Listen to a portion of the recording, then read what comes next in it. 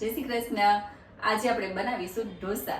તો એના માટે આપણે ચોખા છે, અડદની દાળ છે, આ બધું જ આપણે પલાળી દીધું હતું અને આપણે સાંજે પલાળી દીધું હતું અને આખી રાત આપણે પલાળવા દીધું છે। તો આમાં મેં 4 વાટકી ચોખાની દાળ, પૂણી વાટકી ચણાની દાળ અને 1.5 વાટકી અડદની દાળ લીધી છે અને 1 મોટી ચમચી જેટલી મેં મેથી પણ એડ કરી હતી અને મેં આ અડદની દાળ અલગથી પલાળી છે દોસ્તો। અને ચણાની દાળ, ચોખા અને મેથી અલગથી પલાળી હતા અને એનું પાણી આપણે નીકાળી દીધું છે અને હવે આપણે આને સ્મૂધ એકદમ પીસી લેવાનું છે અને અડદની દાળને આપણે અલગથી પીસવાની છે। આને મેં રાતે પલાળ્યું હતું અને અત્યારે હવે સવારે આપણે પીસી લેવાનું છે। તો આપણે અડદની દાળને અલગથી આપણે પીસવું। તો મિક્સર જારમાં આપણે અલગ અલગ બધું જ પીસી લેવાનું છે અને એકદમ આપણે સ્મૂથ પીસવાનું છે, દરદરું નથી પીસવાનું। તો મિક્સર આપણે લઈ લીધું છે અને મિક્સરમાં આપણે 4-5 ચમચા એડ કરી અને આપણે થોડું દહીં એડ કરશું। તો 2 ચમચી જેટલું દહીં એડ કરશું અને સાથે આપણે પાણી એડ કરશું। દહીં દોસ્તો મોડું લેવાનું છે, મેં આ દહીં મોડું લીધું છે અને હવે આપણે બંધ કરી અને પીસી લેવાનું છે અને બધું જ એકદમ સ્મૂથ પીસવાનું છે। દહીંની જગ્યાએ આપણે મોડી છાશ પણ લઈ શકીએ, પણ દોસ્તો ખ્યાલ રહે કે છાશ મોડી લેવી, ખટાશ પડતી છાશ હશે ને તો આપણું આ બેટર ખાટું બની જાય છે। એટલે જો અહીં આપણે આવી રીતે એકદમ સ્મૂથ પીસી લેવાનું છે અને આ બધું જ આપણે આવી રીતે પીસી લેશું અને અડદની દાળ આપણે અલગથી પીસી લેશું અને પછી બધું જ આપણે મિક્સ કરી દેવાનું છે। તો અહીં જો દોસ્તો અહીં આપણે બધું જ સરસ એકદમ સ્મૂથ પીસી લીધું છે અને અડદની દાળને અલગથી પીસી હતી એ પણ અંદર મિક્સ કરી દીધી છે અને એકદમ આપણે મિક્સ કરી લીધું છે, એક પણ ગાંઠો નથી। અને સાથે આપણે સ્વાદ અનુસાર થોડું નમક એડ કર્યું છે અને નમક એડ કર્યા બાદ આપણે ફરીથી બધું જ મિક્સ કરી દીધું છે અને હવે આપણે આને 5 થી 6 કલાક માટે છોડી દઈશું, જેથી કરી અને આથો સરસ મજાનો આવી જાય। તો 5 થી 6 કલાક બાદ હવે આપણે ચેક કરી લેશું। તો તમે અહીં જોઈ શકો છો દોસ્તો સરસ મજાનો હાથો આવી ગયો છે અને આ બેટર તપેલીમાંથી બહાર નીકળી ગયું છે, એટલે મસ્ત મજાનું આપણું બેટર બની અને તૈયાર થઈ ગયું છે દોસ્તો ઢોસા માટે। તો હવે આપણે બધું હલાવી અને મિક્સ કરી દેવાનું છે અને ત્યારબાદ આપણે આમાં પહેલાંથી જ નમક એડ કરેલું છે, એટલે વધારે પડતું નમક હવે આમાં આપણે એડ નથી કરવાનું। તો આ આપણું બેટર ઢોસા માટે એકદમ તૈયાર છે દોસ્તો। અને આમાં આપણે થોડી બરફ એડ કરી દેવાની છે, જેથી કરી અને થોડું આપણું આ બેટર ઠંડુ થઈ જાય અને ઢોસા સરસ પડે।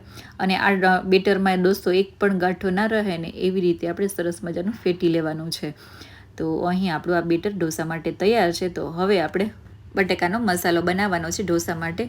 તો હવે આપણે મસાલો તૈયાર કરશું। તો અહીં આપણું બેટર તો રેડી થઈ ગયું છે, હવે આપણે મસાલાની તૈયારી કરીશું। તો એના માટે મેં પહેલાંથી જ બટાકા બાફી લીધા હતા અને હાથ વડે એને મેશ કરી લીધા છે અને સાંભાર પણ આપણો બની અને રેડી થઈ ગયો છે સાથે। અને સાથે આપણે કોકોનટની ચટણી પણ બનાવી લીધી છે અલગથી।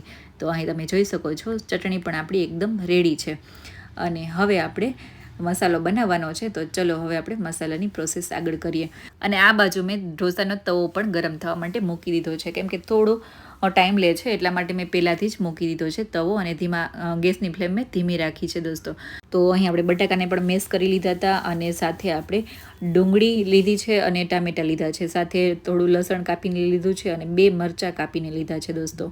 અને ટામેટાં અને ડુંગળીને પણ આપણે ઝીણા કાપી લીધા છે દોસ્તો। અને દોસ્તો આ મસાલો બધા અલગ અલગ રીતથી બનાવતા હોય છે અને હું જે રીતથી બનાવું છું એ રીત તમને બતાવી રહી છું।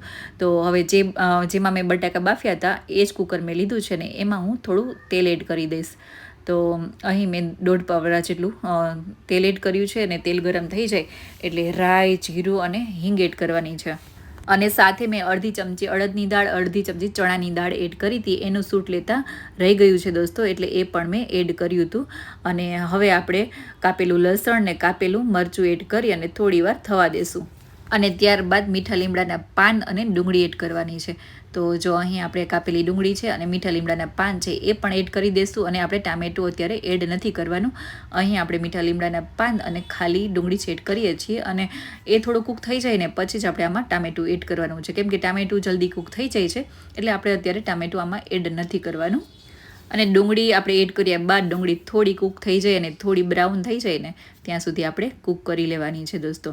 અને ડુંગળી થોડી કૂક થઈ જાય ને પછી આપણે આમાં મસાલા બધા એડ કરવાના છે। તો મસાલામાં આપણે સ્વાદ અનુસાર નમક એડ કરશું, હળદર એડ કરશું અને આપણે લાલ મરચું પાવડર આમાં એડ નથી કરતા, કેમ કે આપણે લીલું મરચું એડ કર્યું છે એટલે આપણે આમાં લાલ મરચું પાવડર એડ નથી કરતા। અને સાથે આપણે ગરમ મસાલો એડ કર્યો છે અને હવે આપણે આમાં ટામેટાં એડ કરી દઈશું। ટામેટાં એડ કર્યા બાદ થોડા કૂક થઈ જાય ને એટલે પછી આપણે આમાં બટેકાનો માવો જે બનાવેલો છે એને આપણે એડ કરી દઈશું। તો થોડી વાર અહીં આપણે જો ટામેટાને પણ કૂક કરી લીધા છે અને ટામેટા કૂક પણ થઈ ગયા છે દોસ્તો.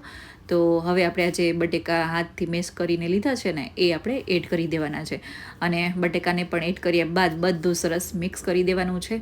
અને અહીં આપણી આ ભાજી જેવો શેપ આવી ગયો છે. જોકે ઘણા લોકો સૂકી ભાજી એડ કરતા હોય છે ઢોસામાં, એકદમ ઝીણા સમારેલા બટેકા લે છે અને સૂકી ભાજી જેવો શેપ આવી જાય ને એટલે એ પણ ઢોસામાં ઘણા લોકો એડ કરતા હોય છે. તો અહીં આપણે બટાકાને હાથથી મેશ કર્યા હતા. ઘણા લોકો ઝીણા ટુકડા પણ બટાકાના કરતા હોય છે અને સૂકી ભાજીની જેમ બનાવી દેતા હોય છે મસાલો. અને સાથે આપણે લીલા ધાણા પણ એડ કર્યા હતા અને આપણો મસાલો બની અને તૈયાર થઈ ગયો છે દોસ્તો. ને આ બાજુ આપણે ઢોસા માટેનું બેટર પણ રેડી થઈ ગયું છે. આપણે આ બેટરમાં થોડી આઈસ ક્યુબ એડ કરી હતી, થોડા ટુકડા એવા. અને આ બાજુ આપણો તવો પણ ગરમ થઈ ગયો છે એટલે ભીનું કપડું ઉપર ફેરવી અને હવે આપણે ઢોસા પાડવાના છે દોસ્તો. અને જો દોસ્તો આ સમયે કરકરું યા તો દરદરું થોડું આપણું બેટર હશે ને તો ઢોસા સરસ નહીં પડે. એટલે એકદમ સ્મૂથ બેટર હશે ને તો ઢોસા સરસ બનશે. ત્યારબાદ મેં મિક્સ મસાલો એડ કર્યો, બટર એડ કર્યું ને ત્યારબાદ ચીઝ આપણે એડ કરવાનું છે ઉપર. ચીઝ બાળકોને ખૂબ જ પસંદ હોય છે અને મારા ધીર્યને પણ ચીઝ ખૂબ જ પસંદ હોય છે એટલે હું ઢોસામાં ચીઝ વધારે એડ કરતી જ હોઉં છું. અને સાથે આપણે લીલા ધાણા પણ એડ કર્યા છે અને બધું થોડું મિક્સ કરી દીધું છે. અને ત્યારબાદ આપણે બટેકાનો માવો એડ કરવાનો છે. તો મસાલો એડ કર્યા બાદ ફરીથી જો આપણે આવી રીતે બધું જ મિક્સ કરી દેવાનું છે અને પછી જો આવી રીતે ઢોસામાં ફેલાવી દેવાનું છે દોસ્તો. તો આવી રીતે ઢોસામાં ફેલાવી દઈશું ને તો બધામાં મિક્સ થઈ જશે અને આપણો અહીં ઢોસો પણ એકદમ રેડી થઈ ગયો છે. તો આપણે આવી રીતે તાવીથા વડે ચેક કરી લેવાનો છે. એકવાર જો થોડો ક્રિસ્પી ના હોય ને તો થોડી વાર રહેવા દેવો અને આપણે જે પ્રમાણે ઢોસા ક્રિસ્પી ખાવા હોય ને એ પ્રમાણે ઢોસાને થવા દેવા. તો અહીં આપણો મસ્ત મજાનો ઢોસો બની અને તૈયાર થઈ ગયો છે અને એકદમ સરસ ક્રિસ્પી બન્યો છે દોસ્તો. અને સેમ આવી જ રીતે આપણે બધા ઢોસા તૈયાર કરી લેવાના છે. અને જે પણ તમારે ફ્લેવરના ઢોસા ખાવા હોય, ખાલી મસાલામાં ખાવો હોય, પ્લેન ઢોસો ખાવો હોય કે મૈસૂર મસાલા ઢોસા ખાવા હોય તો અલગ અલગ ફ્લેવરના ઢોસા બનાવી શકાય છે દોસ્તો. તો અહીં આપણા સરસ મજાના એકદમ ક્રિસ્પી અને મસાલેદાર ઢોસા બની અને તૈયાર થઈ ગયા છે દોસ્તો. અને સાથે આપણે સાંભાર પણ બનાવ્યો છે અને કોકોનટની ચટણી પણ બનાવી છે. તો આપણા ઢોસા બની અને તૈયાર થઈ ગયા છે. આઈ હોપ કે આ ઢોસાની રેસીપી તમને પસંદ આવી હશે દોસ્તો. રેસીપી પસંદ આવી હોય તો લાઇક અને શેર કરવાનું ના ભૂલશો અને ચેનલમાં તમે નવા હોવ તો પ્લીઝ સબસ્ક્રાઈબ પણ કરી દેજો. તો ચલો દોસ્તો, ફરી મળીશું નેક્સ્ટ વિડીયોમાં નેક્સ્ટ રેસીપીમાં. ત્યાં સુધી આવજો. જય શ્રી કૃષ્ણ. Bye bye.